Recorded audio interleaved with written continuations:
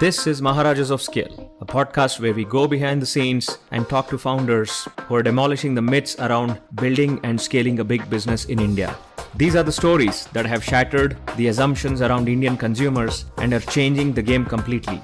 I am Krishna Jonnakadla, serial entrepreneur, co-founder of Flit, the fashion locator in town, and startup mentor, bringing you these stories.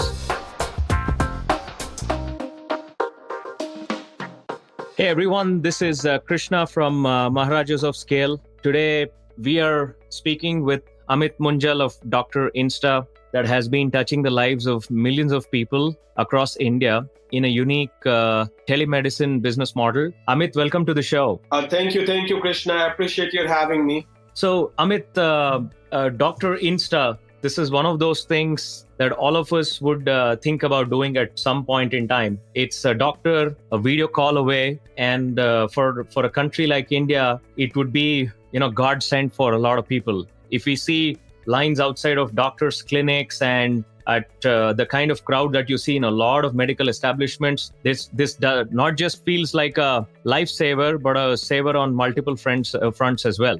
True that, Krishna. And I can tell you that around 7 years back, that's how the idea came about. This was before the app ecosystem was as well developed worldwide, not just in India, but worldwide as it is now. I was vacationing with some friends on a remote island of Hawaii and ended up having a small health issue. And a friend of mine popped out his iPhone and said that, hey, listen, I'm aware of this new app which helps you get connected to a doctor immediately. And, initially I was skeptical, but being on an island, I had no better option. So I did this with a doctor on the continental US land. And to my surprise, I had a fantastic experience. And I figured that, in a country like India, which is one of the worst doctor to patient ratios, and even in bigger cities where people end up wasting 3 to 4 hours of time dealing with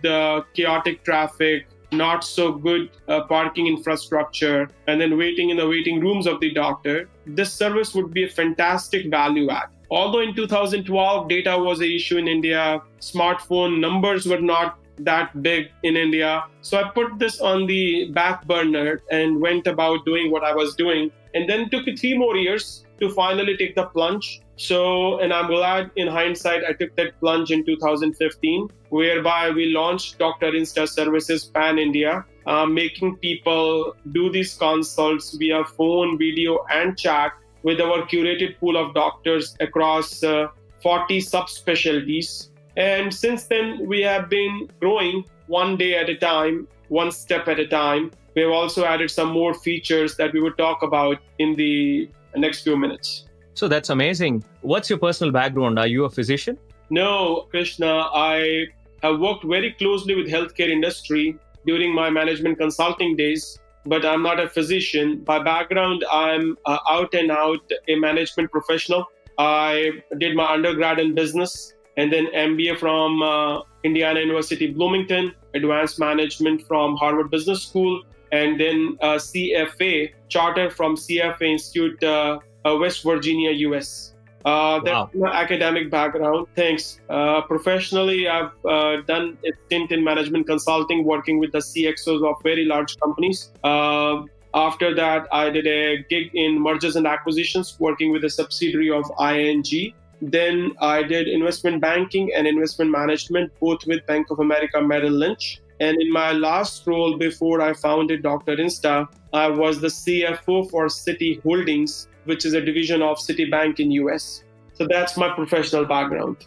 Wow, that's a long line of accomplishments, senior positions. And how did the brush with healthcare happen? Was it always something at the back of your mind? It was. While in business school too, I was heading the healthcare academy. So that gave me good exposure to the healthcare industry as a whole, from payers, which are insurance companies, health insurance companies, to providers, which are doctors and caregivers, to the final users who are availing the services. So been in the US, have extensive exposure there. The US healthcare system, which is considered to be one of the greatest on the planet because of a variety of things, the kind of drugs that they unveil, the therapies they create, and all the enabling laws that they have. A lot of people in India are not aware that if you walk into a hospital, regardless of whether you have insurance or not, the local law mandates that you have to treat the patient. That creates its own set of winners or losers. And right from the time of Barack Obama's first presidency, there has always been this huge controversy around healthcare. Even in such an advanced economy, creating something in healthcare is not that easy, given the amount of legislation that exists there. But India poses a totally different set of challenges. Why India? Why not somewhere else? See, I can tell you that sometimes being a greenfield initiative in a country also opens some fantastic opportunities for you to grow and scale. For example, as you rightly mentioned in US, you have to be a state board certified doctor to offer healthcare to the residents of that particular state, which means that if you are in California as a patient, you cannot consult with a doctor from New York, either in person or in a virtual manner, unless you are actually in the state of New York where the doctor is board certified. Now, if the doctor is like board certified in different states, then the doctor can consult the patients from different states. Now, if you look at India, that means that, and Krishna, you're in Bangalore, right?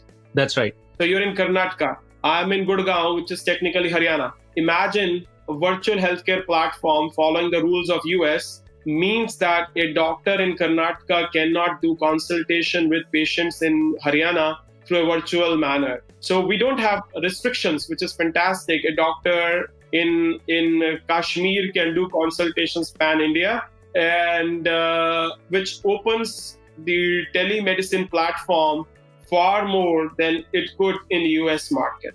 So that's the beauty of this setup. The second thing is that in India, we have one of the worst doctor to patient ratios. Most of the doctors are concentrated in bigger cities because they want a better lifestyle and amenities for their family members and children, which unfortunately the villages and tier D cities do not offer to them. So with virtual healthcare, doesn't matter where you are at, and even the villagers or the smaller cities where these doctors do not prefer to practice now can seek the consultations of the doctors sitting in bigger cities. Third thing, if you look at it from a doctor's perspective, it's the most beautiful thing that can happen to a doctor, because a typical catchment area of a doctor is what, 15 kilometers, 20 kilometers, Krishna? Like nobody. Even that's big, I would say. Yeah. So nobody will go to a doctor hundreds or thousands of miles away unless it is a life-threatening issue. So for 99% of the OPD consultations, which are catering to moderate natured problems like fever, flu, backache, stomach bug, viral infection, UTI, urinary tract infection, or URI, upper respiratory tract infection, or mental health issues like anxiety, stress, depression, dermatological issues.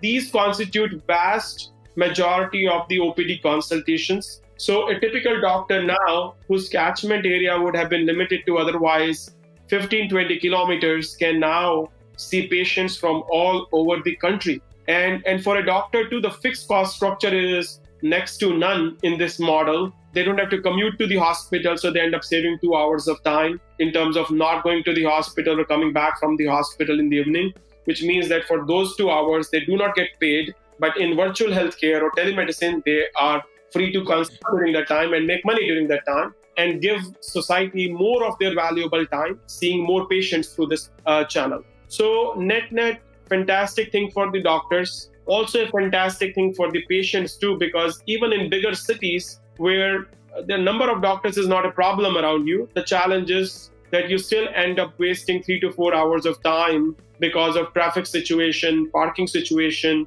and then waiting in the waiting room of the doctor situation. Whereas with the platform like Doctor Insta, you can just tap the app and do the consultation as and when you want. Not just that, in our society in India, we have a huge social stigma around certain specialties like sexology, or even psychology has a huge social stigma. But with virtual healthcare, you don't have to worry about the social stigma. You can do these consults from the privacy and comfort of your home without worrying about, if I go to that sexologist or that psychologist, then I might be seen by my extended circle of friends or acquaintances, as a result of which my reputation would get tarnished. So that thought, which prevents you from going to see a psychologist or a sexologist because you feel that there is a social stigma around these specialties, as a result of which the society will judge you in a very, very punitive manner. That root cause of the problem is solved, because now you can just tap the app and do the consultations with the sexologists and psychologists. Yeah, that's especially on those two fronts. Privacy and respect for the individual is definitely guaranteed on a platform like this. What has been the kind of scale, something like this, which is so simple, so impactful? What have the results been so far? What kind of scale have you been able to achieve? We have around 3.5 million users in India, with 150 large companies which have taken Dr. Insta solution for their employees. And by that, what I mean is that, let's say, Krishna, that you're running a 50,000 people organization, and you say, oh, you know what? I care about my employee health. I care about my employees' happiness and lifespan and longevity, because one, it's the right thing to do. Second, it's also very interlinked to the productivity levels. Unhappy, unhealthy employees would not be as productive as happy and healthy employees in any organization. So there is a tangible as well as an intangible reason for any organization to have a solution like Dr. Insta, whereby employer offers Dr. Insta to all their employees, which means that employees and their dependents could do consults with the doctors of Dr. Insta anytime they like, without paying a single penny to the doctors. So it's free healthcare to all of them. Not just that, we also couple it with our offline strategy of doing the hand-holding for all these patients. So Dr. Insta comes into the picture, let's say with 50,000 people organization of Krishna, and now we do a medical scoring or healthcare scoring of all these employees. Based on that, we put different employees in different buckets. There would be a segment which is very healthy and doesn't have any physical or mental health issues. And the plan for them is to help them maintain their fantastic equation in life so that they stay in the best of physical health and mental health. Then there is a segment of employees which have issues, let's say, about physical health. Physical health issues could also be ranging from, okay, I have cardiological issues for 5,000 employees. We are finding diabetologic issues in the other 5,000 employees. So in these cases, our cardiologists would be available online and offline.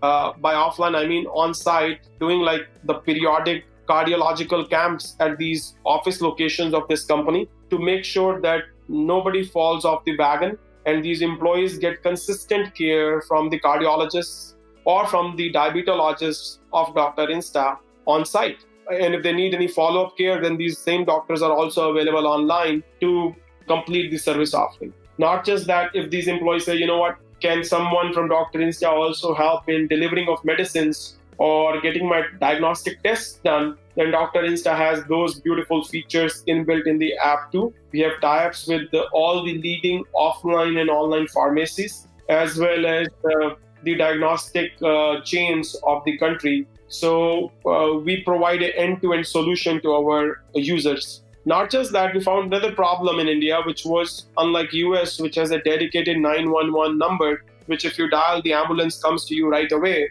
And that last hour is very critical when it comes to saving the lives of the people who are having an emergency. With Dr. Insta, we enable now the ambulatory dispatch service. So no matter where you are in the country, Dr. Insta would be able to send you the ambulance in a very consistent and timely manner and take you to the hospital which is nearest to you or the one that you're choosing to go to. One start, telemedicine, and these are the number of areas that you've been able to touch. Correct. What has been the personal journey ever since you dreamt up or thought about this or envisioned this in 2012? How easy or how difficult has it been? The Indian landscape can be frustrating and enabling both at the same time. What has been the personal journey, Amit? I think the personal journey has been mixed bags. There have been ups and downs, peaks and valleys in this journey. For a very long time, we have been focusing on B2B2C as well as B2C. So the example of B2B2C is that employer would take Dr. Insta for all their employees and dependents. And the good example for B2C would be anyone can download the app and do the consultation on pay-as-you-go basis or on an annual subscription plan basis with Dr. Insta. B2C, just like in most industries, is a major cash guzzling operation. It leads to a huge burn, and only then you see the results over a period of 8 to 10 years. So while we are plugging away with B2C in the best possible manner, taking into account our budget for ad spend as well, we have also been plugging away on B2B2C. And it's in B2B2C where we have gotten like 150 large companies taking Dr. Insta solution for their employees and dependents. So your own personal, while this business model was evolving, how did your own personal journey evolve with it? My personal journey has been intertwined with my professional life. As an entrepreneur, you eat, sleep, drink the idea that has consumed you for most part. My personal journey has been very beautiful, by the way, because I feel that in my previous avatar in finance, the focus was only on shareholders, whereas in this journey of democratizing healthcare for everyone, anytime and anywhere, I'm in my own small way enabling the improvement of healthcare in our country. And there's nothing better than the gift of good health that you can give to yourself or to others.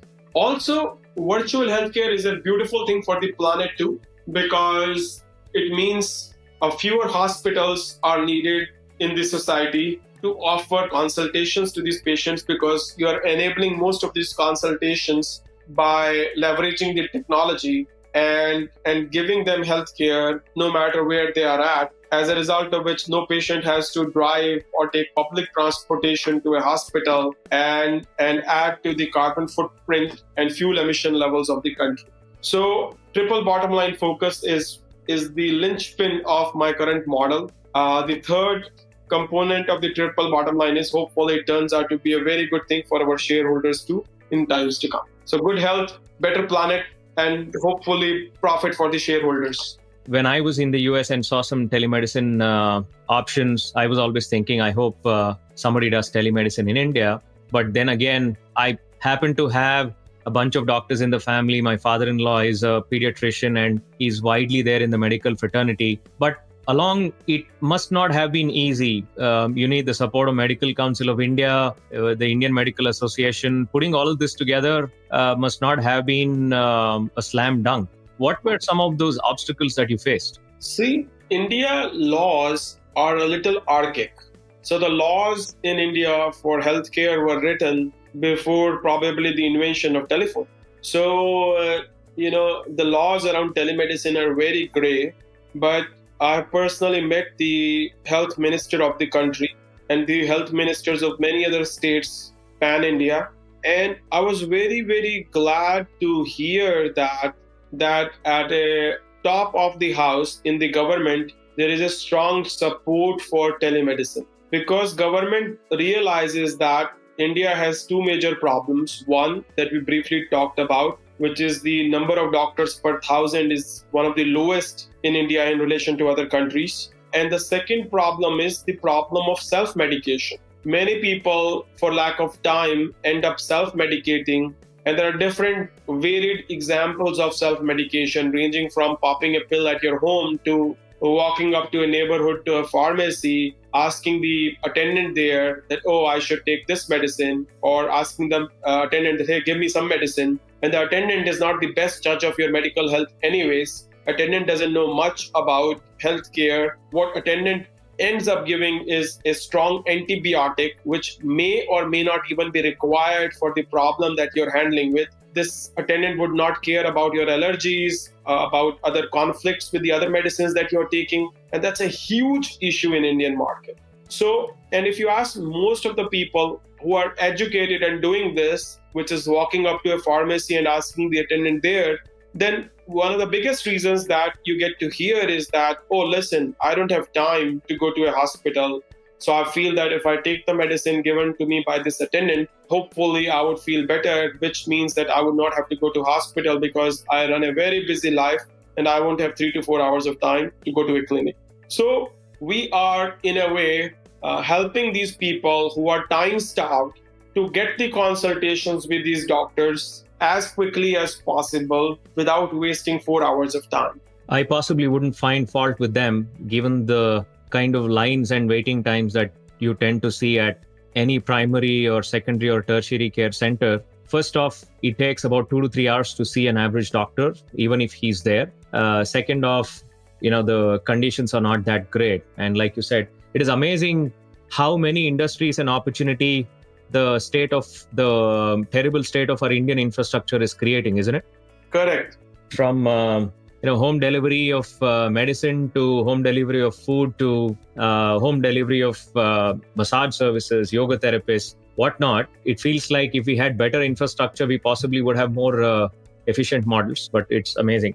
We also have another problem, don't you think, Amit? We also have a quality problem. While we do have a quantity problem in the form of density, because in Karnataka, which is home to lots of medical colleges, and when I personally wanted to, choose a stream after my 10th, my father said, there are so many doctors and engineers out there. You choose if you want to be one of them. The density problem is a problem, but there is also a quality problem. Is there not?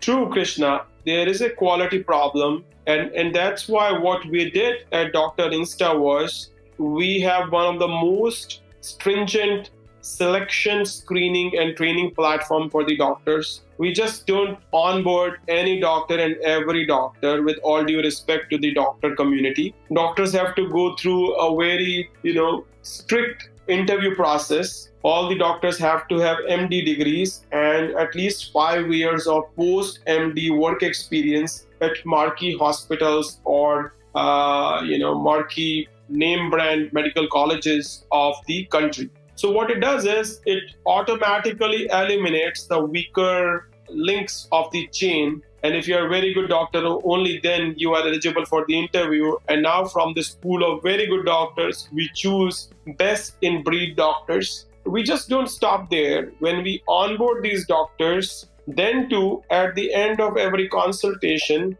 a patient has the opportunity to rate the doctor.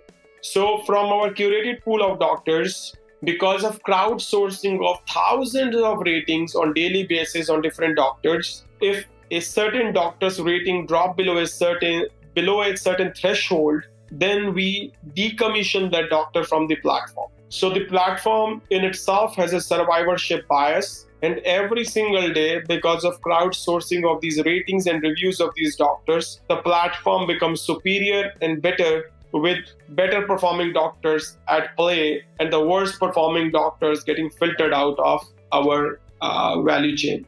So let's talk about the B2B2C push. You spoke about everything comes back to the density problem, and the other side of the density problem is access. Urban people, urban residents like you and me, we do not necessarily have an access problem. While we do have several doctors around us, there are the infrastructure and the weight issues are maybe lifestyle issues and infrastructure issues. But when we look at other parts of India where there's absolutely no access whatsoever, I can understand in 2012, internet and data penetration was not that great. Now with the geo effect of data penetration being there widely and much more powerful smartphones existing, are you seeing the access problem for semi-rural and semi-urban places getting better with platforms like yours?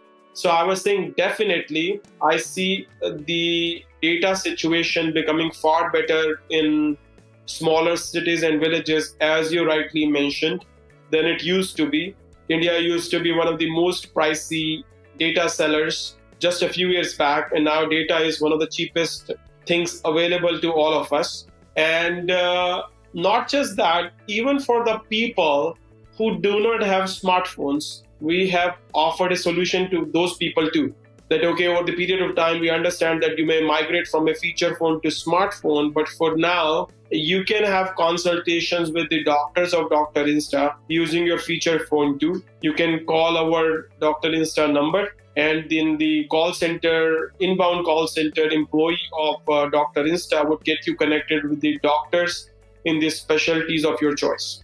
So let's understand that journey a bit, given the numerous languages that exist out there. So for instance, let's say a patient in some part of a remote part of Orissa uses Dr. Insta. There is a language barrier. Is there a local person that's helping them to sort of finally find a doctor, or all of this is they dial a number and then eventually somebody comes online and then puts them in touch with a doctor? Is that how that happens? So the way it happens is that we have solved this problem in a very simple manner. If you come to the app, you already see which languages are different doctors conversant in. So you can cherry pick the one or from the many who are listed there as doctors who are competent to speak with you in your own native tongue. So if I have a Tamil speaking mother or a Kannada speaking father, and they want to communicate with the doctor in their own native language, then with Dr. Insta, you can easily do so. So all they have to do is choose the doctors who are conversant in those languages. I see.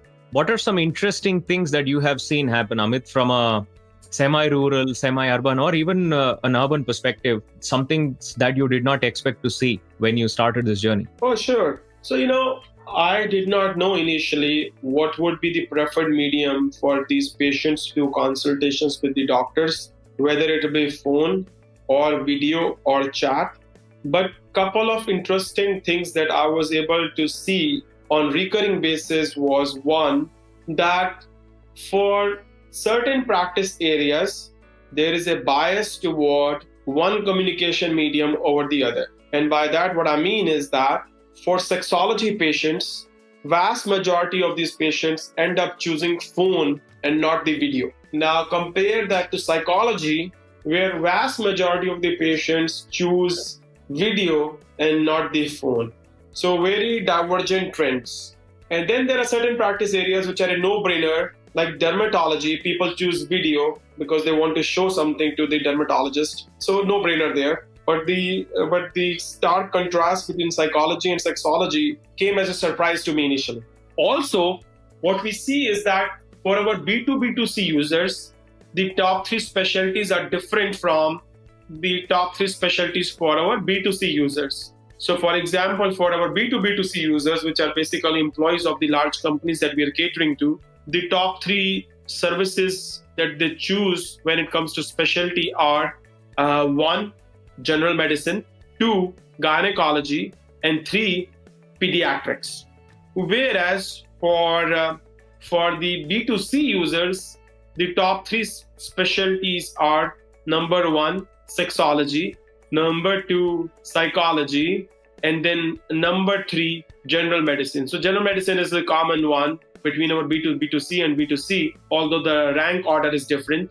But that was also an interesting phenomenon, proving the hypothesis that how, the B2C users have a bigger social stigma in their mind, and they feel that, or they have to look for a tool like Dr. Insta to do consultations with these sexologists and psychologists rather than going to those psychologists and sexologists. Could it also be that, B2B2C scenario, the employees have some apprehension that the employer might know what kind of services that they may have availed? I'm sure that apprehension is there, although there is a written commitment from our side that we don't infringe upon doctor-patient privacy. And this is like super discreet, confidential, and nobody would ever know. But having said this, you are right. I'm sure among some people that apprehension would still be there. But the other driver along with that apprehension is also the fact that people who have sexological and psychological issues are actually searching for tools like Dr. Insta. So they are the ones seeking tools like Dr. Insta more than the other patients in other specialty areas. Let's talk about the Indian user or the Indian consumer beyond some of these obvious differences in terms of, let's say, sexology and dermatology, the modes. What were some of your foundational beliefs or beliefs that you started out with saying that, hey, I think the user is going to be this way or that way from a pricing perspective or a behavior perspective. What were some of those beliefs or foundational assumptions that you started out with? Did they hold true, or did you end up discovering something totally new? See, some held true and some led to new discoveries in these realms. For example, in the past, I would think that if people have phone and video as a medium to speak with the doctor, why would they choose chat? They may use chat for peripheral questions with the same doctor with whom they have consulted. Okay, so I had a consultation with Dr. Kumar and I forgot to ask, how should I take this pill? Should I take it empty stomach or full stomach? Yeah, you can get those questions addressed through chat. But I didn't realize that people would be asking questions after making the payments by chat as a preferred medium. And the reason became clear to me only when we took the plunge. The reason is twofold, that some people have, specific questions that they feel not so comfortable about asking their close circle of friends or family members, like people in their late teens or early 20s having sexological issues, saying that, oh, what should I do? I'm pregnant, or what should I do to avoid pregnancy, or other such nature questions related to erectile dysfunction and stuff like that. So people are using chat at a far higher level than I had initially thought. The second set of users that we get are probably the working employees who are not permitted to carry their smartphones but can still go online using their computers and pose these questions through chat to the doctors. So I feel that those two must be the key drivers for chat as a equally prominent medium of choice for consultation with the doctors, just like phone consults or video consults. So let's talk about the density problem from a different angle. And since you've been in the US for a while, anybody that goes for treatment in the US in any hospital sees that or witnesses that the nurses there tend to be far more trained, far more adept. In many cases, for example, in my wife's case, on both the pregnancies, 80% of the diagnosis, the support, and the comforting, all of that stuff was done by the nurses. In many cases, it's also a function of the economics of that system. A physician's build time is so much more expensive, and therefore, as a result of that, it may have had that ratio, but still it is surprising to see so much knowledge, so much training, and so much skill with the nurses. Are you doing anything to improve that with, let's say, some paramedics or nurses, equipping them with some primary diagnosis, so therefore you could improve the density angle in a different way, so that the initial diagnosis is all done by these people, and then the doctor actually looks at the diagnosis and maybe does one more final diagnosis and concurs with the nurses or the paramedics analysis? See, I think India is still a few years away from trusting the nurses as much as America does. I think you rightly said it better than anyone else could, that nurses in America are far more trained to diagnose these issues. And then here in India, unfortunately, the trust factor in terms of having a nurse diagnose an issue is not as much. Not just that, the other major difference is also that in US, for your moderate natured specialty problem, even a GP, general practitioner, would be able to address it. Whereas here in India, people have a propensity to go to the specialist straight away, then going to a GP first, and then going to a specialist if the patient is referred by a GP to a specialist. So as a result of that, we are not doing as much in that domain because, one, virtual healthcare is relatively new. Second, it would be an even tougher sell if we say that we are connecting our patients with the nurses, not with the specialist doctors. So because of the stage of the evolution of the healthcare system in India, I feel that we can't do it yet. So let's talk about another angle.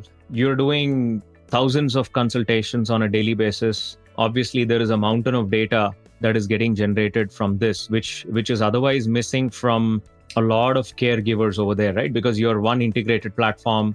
You have so many specialties that you're offering. That would mean that you're able to structure this data, slice and dice, and say, okay, this is 80% of the queries come from here. This is where the primary diagnosis is, and this is where the cost is. So let's try and see if we can push out a WebMD kind of a platform for preliminary diagnosis, so we can route these requests better, or get at least some minor queries answered. Are you seeing any of those sorts of opportunities emerge? Definitely. I think over a period of time, as artificial intelligence and machine learning evolve even more, we would be relying more and more on AI and ML, machine learning, to address these rudimentary issues that our users may have.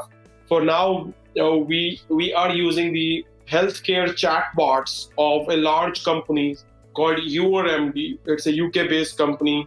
And imagine YourMD to be WebMD 2.0 when it comes to healthcare chatbots. So that's what we are leveraging in the back end to get those questions addressed from the larger patient pool. And I think in our blueprint, as we become even more big and have bigger pool of data to process, the intent is to have our own in-house healthcare chatbots to address these questions and take it from there. So then the day is not far off when we're going to possibly use natural language ability of artificial intelligent machines that can respond to patient questions like a normal human would, and the patient would not make out at all that it was not a human that was speaking to them, which could potentially improve the density problem and access problem in a big way for the rural and the semi-rural locations. Totally. Imagine living in a world where there are like 7 billion people today on Earth. Imagine if the data is aggregated for tens of millions of people, and this artificial intelligence and machine learning could even help the doctors. So imagine, Krishna, you're walking to a doctor's office, and doctor knows that I can treat Krishna's problem with medicine A or medicine B or medicine C. So overall worldwide, medicine A was able to provide relief to call it 50% people, B was able to provide relief to 30% people, and C was able to provide relief to 20% people. So for now, doctor is very likely to choose medicine A because there is a higher probability of Krishna's getting a solution by medicine A.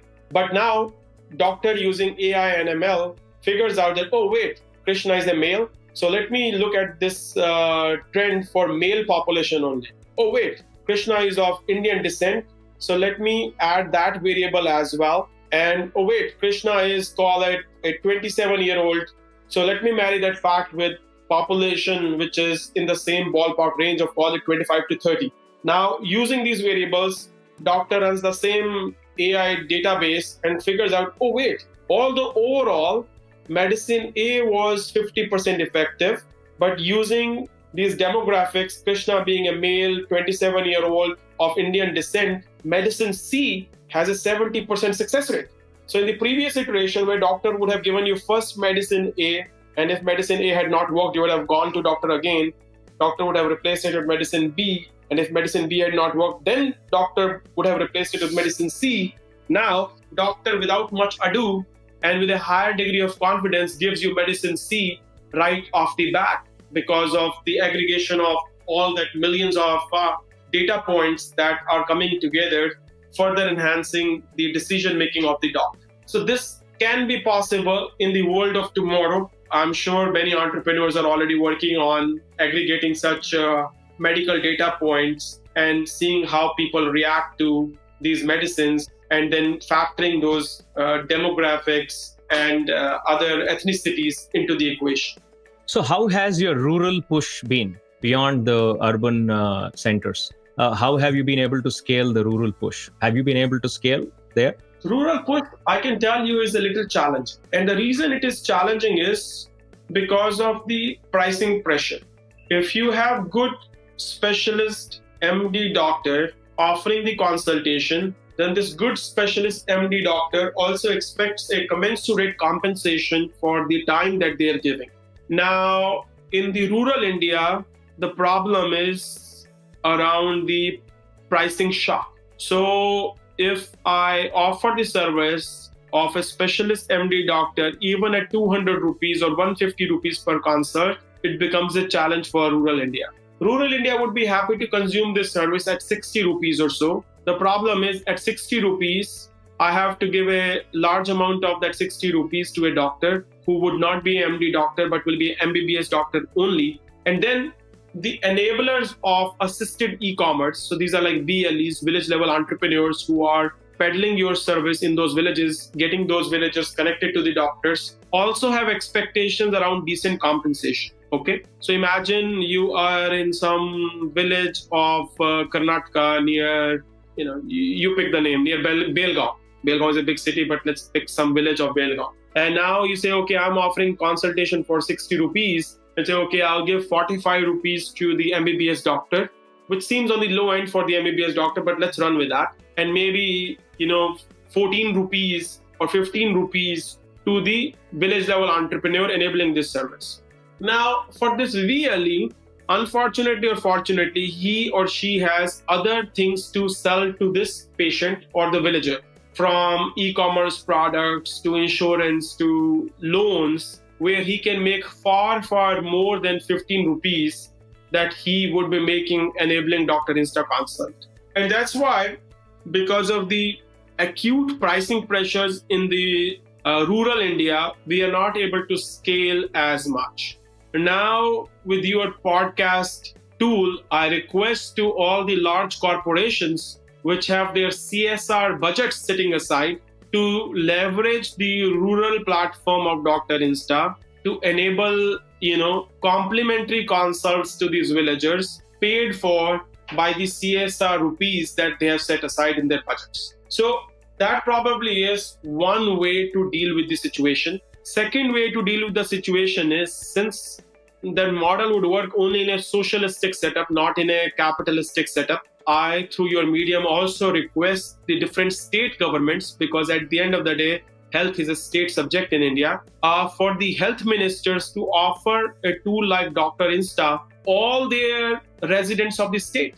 Imagine the state of Haryana has population of 1.5 crore people, and for a few paisas per person, the state of Haryana can offer a number to all the residents of the Haryana, saying that, hey, dial this number and you would get free consults. Far more cheaper, far more efficient way to offer consultations to the villagers where they won't otherwise have access to the doctors. Net, it also reduces the overall healthcare spend for these states too, because a stitch at time prevents the other 9. Imagine on day 1, day 2 of your figuring out that the patient has a dengue, so needs these tests, versus a patient dealing with the trials and tribulations of acute pain like dengue without even knowing that the patient has a dengue for 6-7 days, and then hopping on a bus, going to the nearest city and getting a treatment for dengue. So that's far more expensive, because this patient doesn't have much money to pay. So more likely than not, he would land in a civil hospital, consume a bed there,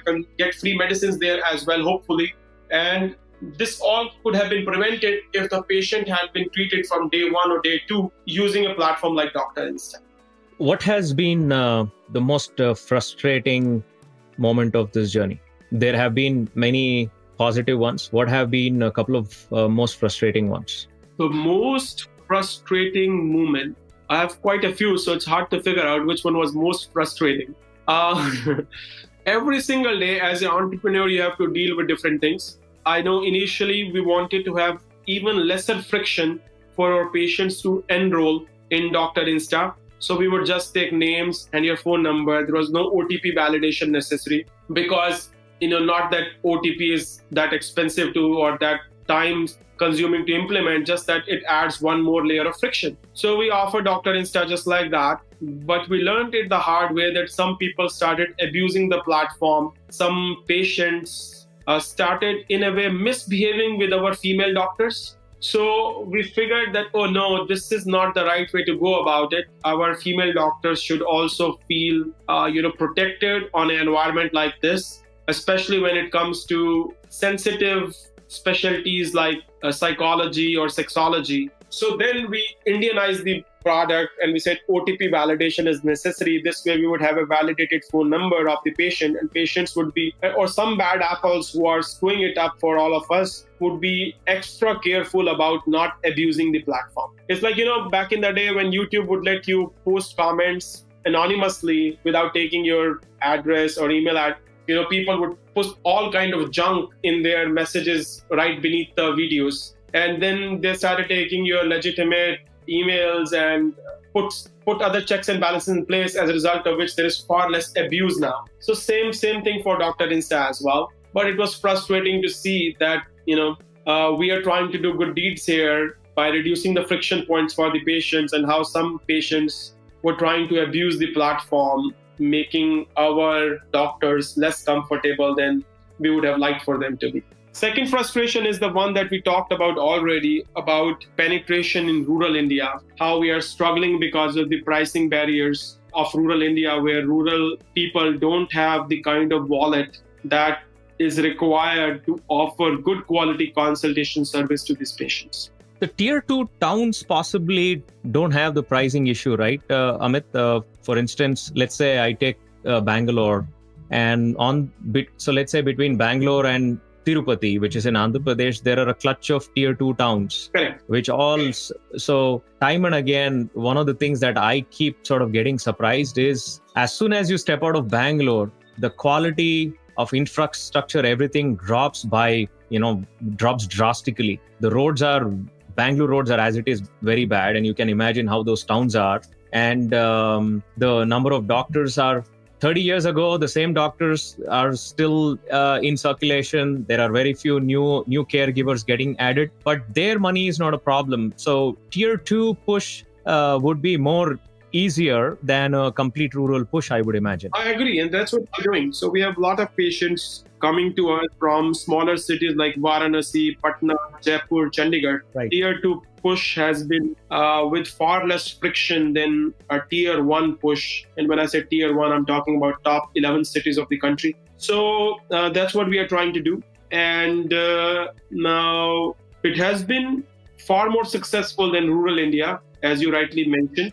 In tier 1 cities, the main problem is also the traffic, as a result of which people end up wasting a far more time than they do in tier 2 cities. And also, the thing about tier 2 cities is that tier 2 cities, at least people have a little more time available to them than people in tier 1 cities. Imagine you are going to office, your office is like 1 hour away from home. Each way you end up wasting 2 hours of time in office. And all of us have 24 hours in a given day anyways. And in tier 1 cities, many husband and wives are working, as a result of which time is always a scarcity. And tier 2 has that problem too, but the problem is less there. Generally, it's the husband who is working in tier 2. So what have been some cherishing moments that you've absolutely enjoyed while doing this, Amit? I think, when we initially launched this service, we would have to wait for even a single call to come to our pool of doctors. And after a few days, the number went to like low single digit number on daily basis. Soon it started ramping up to, in its tens, hundreds. And now, I'm glad that that number is in thousands.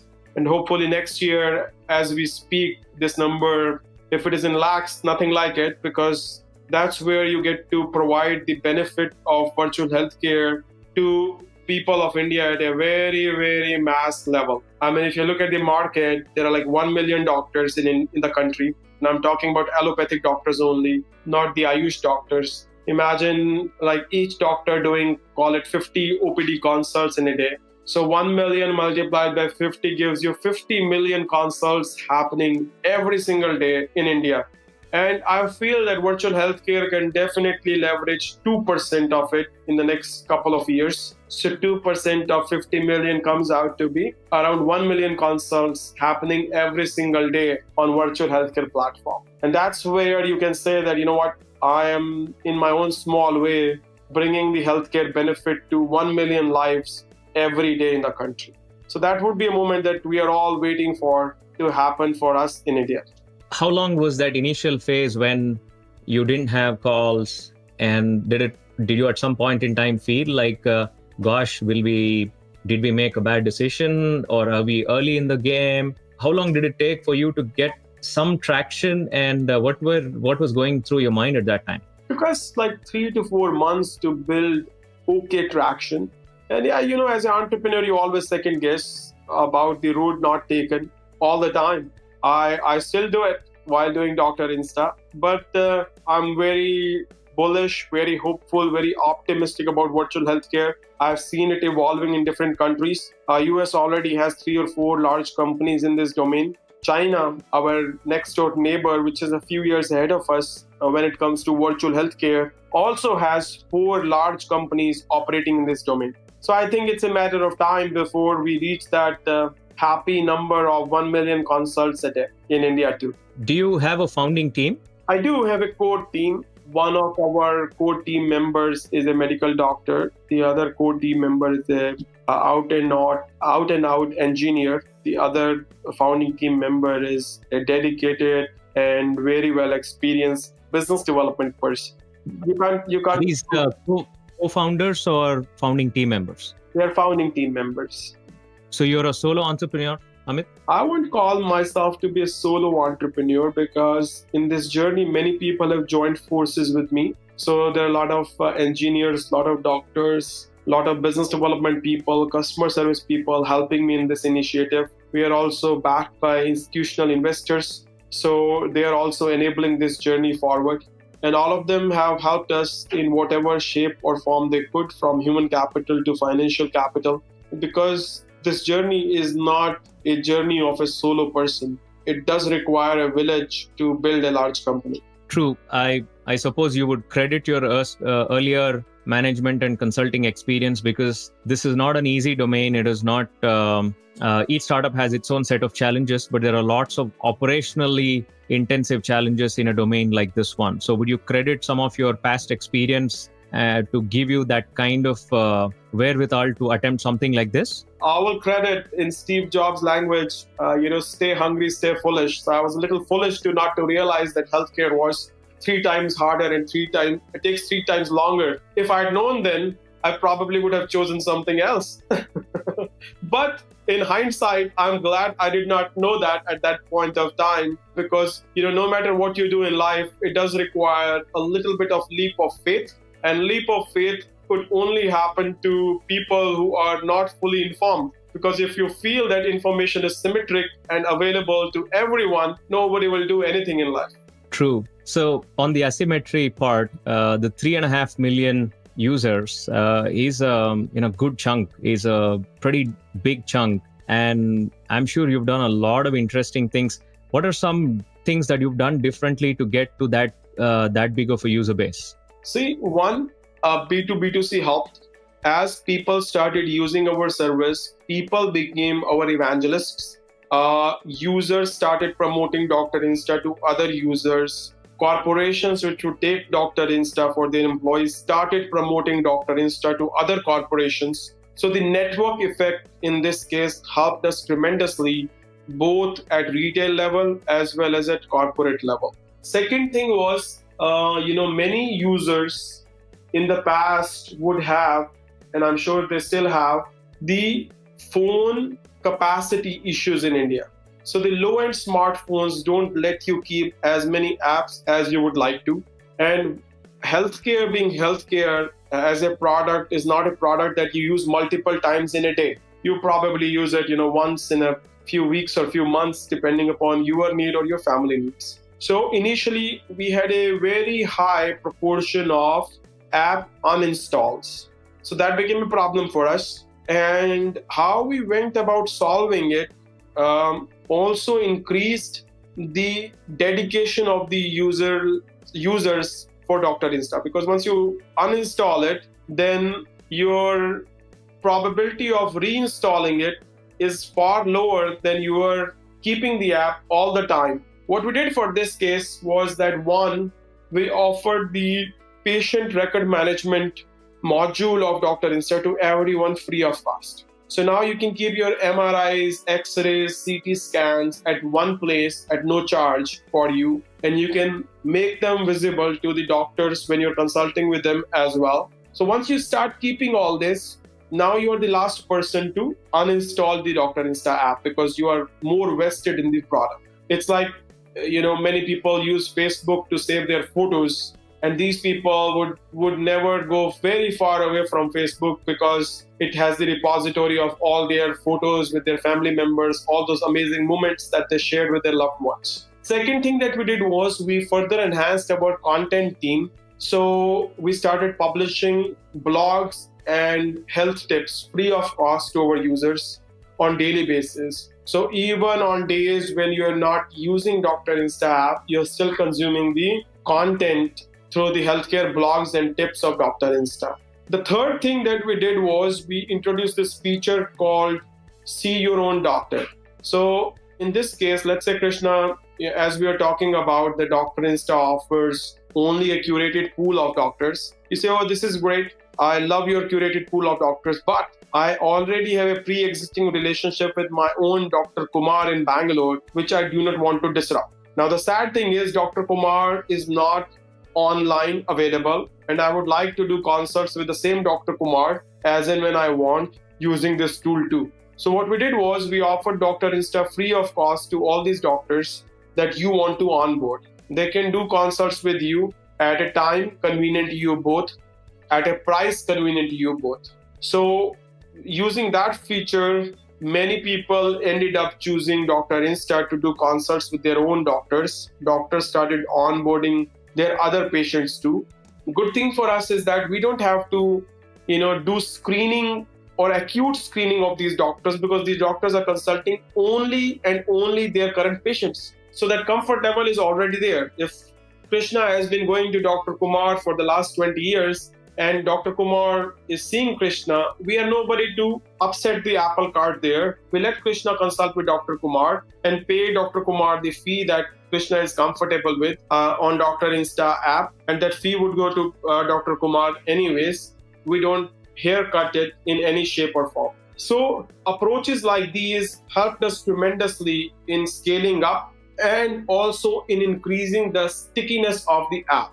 So before we wrap up, couple more. We've had a long conversation, interesting conversation. Couple more question. How has Dr. Insta changed Amit Munjal over the years? What has Dr. Insta personally meant to you? And what defines Amit Munjal? See, Dr. Insta definitely made me a far more humble individual than I was in the past. Entrepreneurship as a whole is a very humbling experience. You experiment with hundreds of things. Most do not work. And the some that work, the intent is to scale it up at the best possible price so that you don't end up burning a lot of money in the process. So I will say if I have to pinpoint one thing that Dr. Insta made me, that would be a far more humble individual than I was. Of all the things that you could do, given your network, why healthcare, Amit? Was something else not brewing in your mind at that point in time? No, I had 30 odd ideas to pursue, from agrotech to edtech to fintech to health tech. But because of my prior experience and the feel-good factor around delivering healthcare, making people's life better, was the key driver for me to choose this. I'll end with this, and after that, would like some closing comments from you. India is at a crossroads today. The doctor density problem is creating a lopsided set of incentives and advantages, so much so that a lot of ethics, especially in the medical profession, are being turned on their head with extensive amounts of medical malpractice. Given the scale that you have achieved, is that an issue? If so, how have you solution for it? We have put some fantastic checks and balances in place. We don't encourage our doctors to do on-site consults for our patients. They can do online consults, but on-site is a no-no. As a result of which, it's very arm's length between the doctor and the patient. Also, you get to hear cases whereby a doctor practicing in a certain neighborhood was asking their patients to get medicines from a specific store or get diagnostic tests done from a specific lab. So when you are running it in an online manner, you're not creating any incentives for any of these doctors to get some, backdoor deal or under the table deal with those neighborhood pharmacies or diagnostic labs. So it's a far more transparent and far more ethical medium than the brick and mortar medium anyways. So we do our, periodic quality assurance checks whereby our dummy patients do consults with these doctors and make sure that these doctors are meeting the ideology and philosophy of Dr. Insta and doing these consultations in an arm's length, transparent manner, and there is nothing hanky-panky happening there. Who would know? Technology to the rescue. Amazing. Yeah. Amit, it's been a great conversation. Lovely knowing you. And healthcare is a very touchy topic, close to all of our hearts. It's one of those things that directly affects the quality of life of people. So kudos to what you've done. And I'm sure this is just scratching the surface of the possibilities. Any closing comments before we say over and out? So Krishna, first of all, thanks for your time to have me here and give me the opportunity to propagate my message to your listeners. I appreciate your efforts as well in putting together Maharajas of Scale and giving the entrepreneurs a mic or the platform or the podium to communicate to the fellow listeners as to what they are doing and what they are doing right and what they are doing wrong. I also welcome your listeners to reach out to me by emailing me if they have any feedback, suggestions, or thoughts about how we can improve the healthcare delivery in the Indian market for everyone so that we could all join forces in further democratizing healthcare pan-India. So my email in that case, I hope I have your permission to state my email here, Krishna. Yes, please. Thanks. So my email is Amit, AMIT, @doctorinsta.com, which is DOCTORINSTA.com. So I repeat, Amit @doctorinsta.com. Please feel free to reach out to me with your suggestions or thoughts about further improving whatever we are doing in Indian market for making a seamless delivery of healthcare to everyone at any time and anywhere. Thanks a lot, Krishna. One more time, I appreciate your having me. Thank you, Amit. We hope you enjoyed this story. If this story made a difference to you, tell us by leaving a comment on the website or our social media channels. Help us spread the love by subscribing, liking, and sharing our show. We welcome speaker suggestions and collaborations. Write to me at nida@maharajasofscale.com.